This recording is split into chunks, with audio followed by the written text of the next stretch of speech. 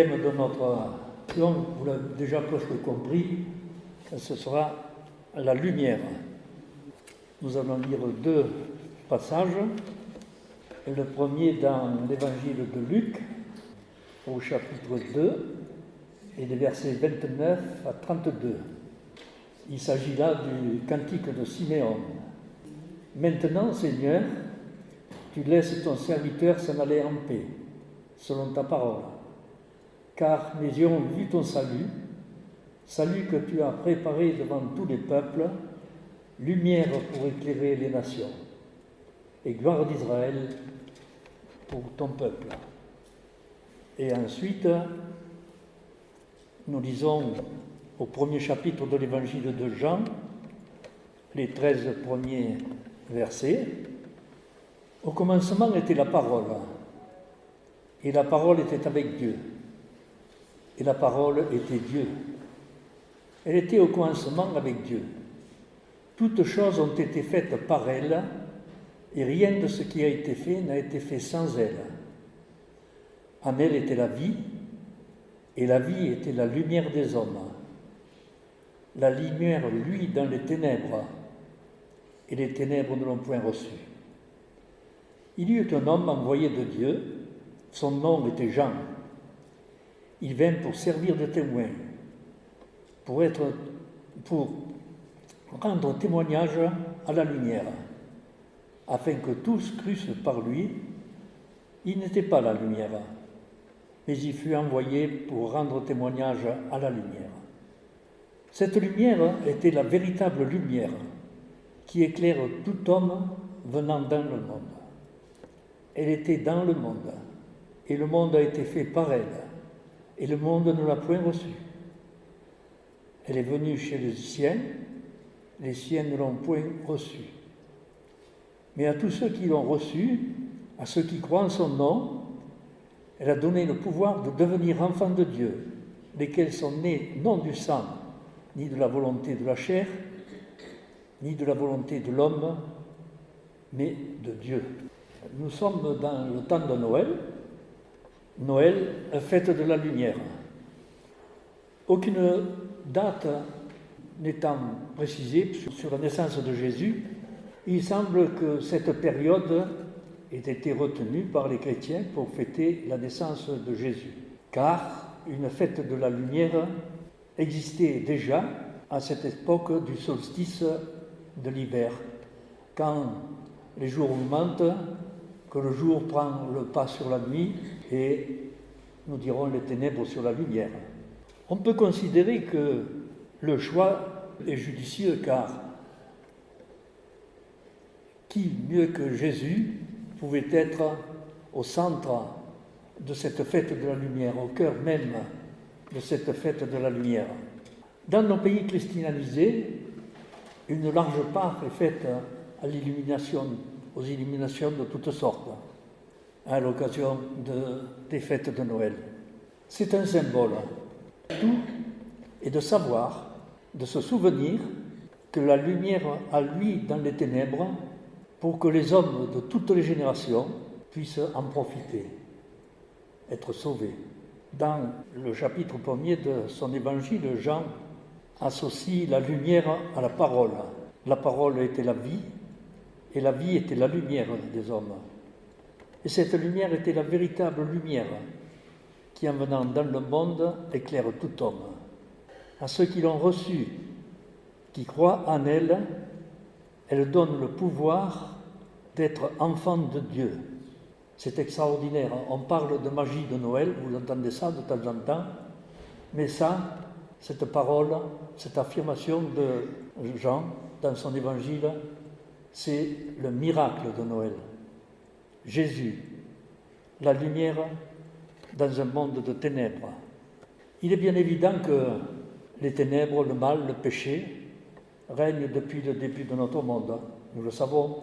Ni le progrès, ni l'évolution n'ont arrêté le règne des ténèbres. Elle continue aujourd'hui à plonger l'humanité dans le malheur, le désarroi, la tristesse, la souffrance et la mort.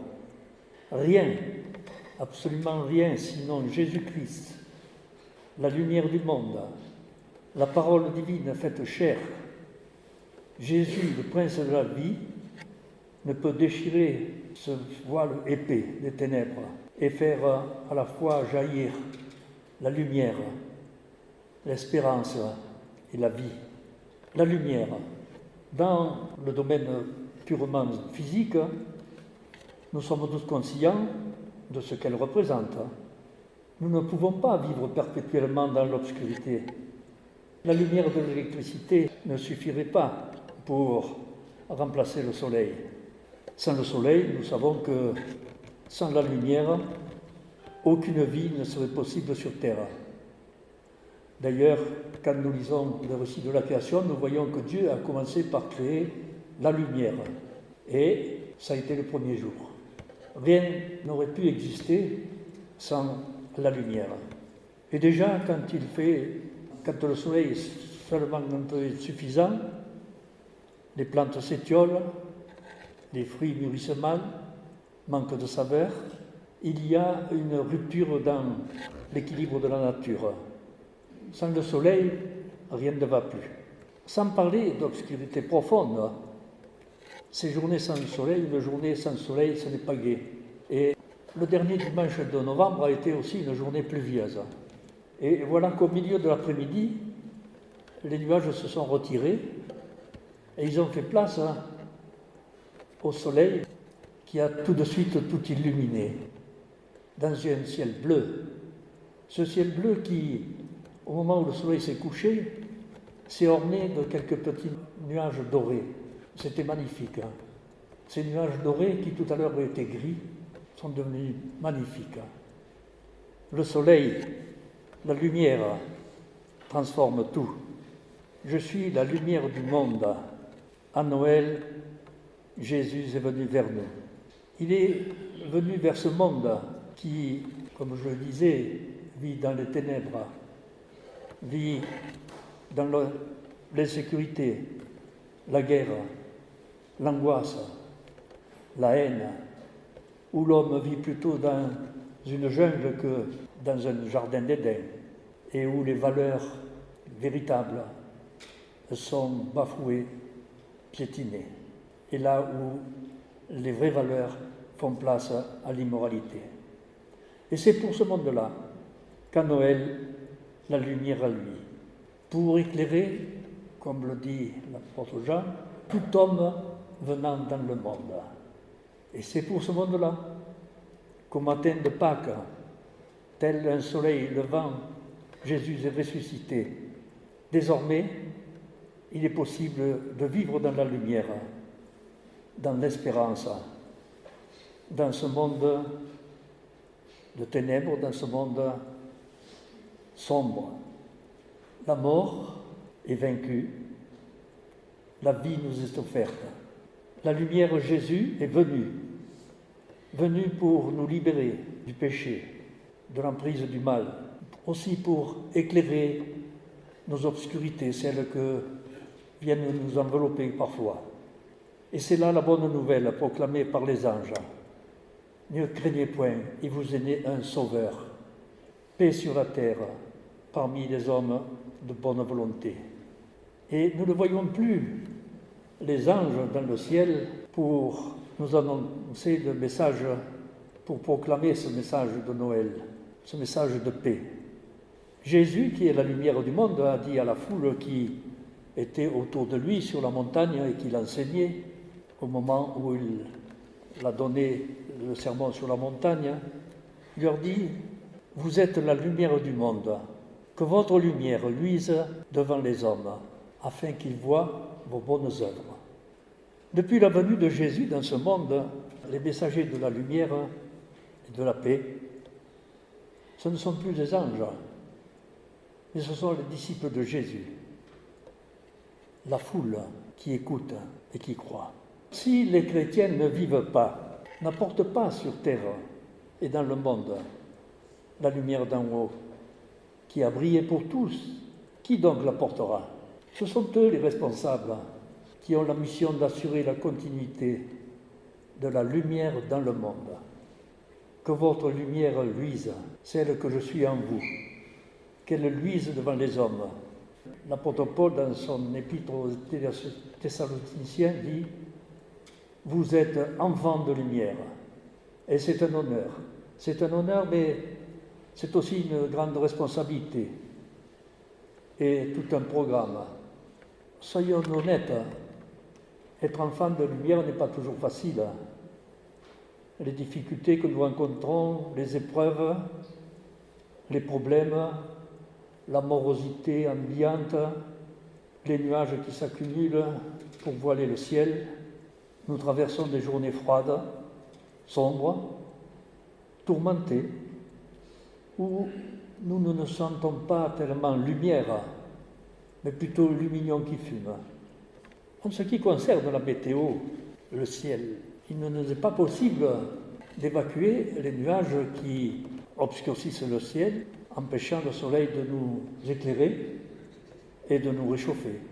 Par contre, en ce qui nous concerne, si nous laissons la grisaille s'installer, voiler la lumière, elle pourrait bien vite se transformer en obscurité. Si la souffrance, les difficultés nous atteignent, viennent ternir et tourmenter notre ciel, Jésus, la lumière, est là pour rendre à notre vie tout son éclat, toute sa vigueur, en pardonnant nos fautes, en nous réconfortant dans toutes nos peines. Il n'éteint pas le lumignon qui fume, il ne brise pas le roseau cassé, mais il tend la main pour relever, et le souffle de son esprit ranime la flamme qui baisse. Un dernier point, vous êtes la lumière, a dit Jésus. Nous avons les uns et les autres connus et connaissons, rencontrés dans notre vie des gens, des chrétiens, qui ont été pour nous des lumières, par de l'enseignement, par des conseils, mais pas toujours par des manifestations extraordinaires et à grande sensation, mais par une vie simple, droite, une fidélité vraie, une sérénité rayonnante, bref, une vie qui parle, qui illumine. Ils ont été et sont, dans leur temps, lumière du monde, accomplissant la mission que Jésus leur a confiée et qui confie à chacun. Lui, le prince de la vie, le roi de gloire, qui est la véritable lumière qui, en venant dans le monde, éclaire tout homme. Je termine. Ô mon cœur, éclate en louange. Pour toi le soleil, à lui, je serai parmi les phalanges qui loueront Dieu jour et nuit.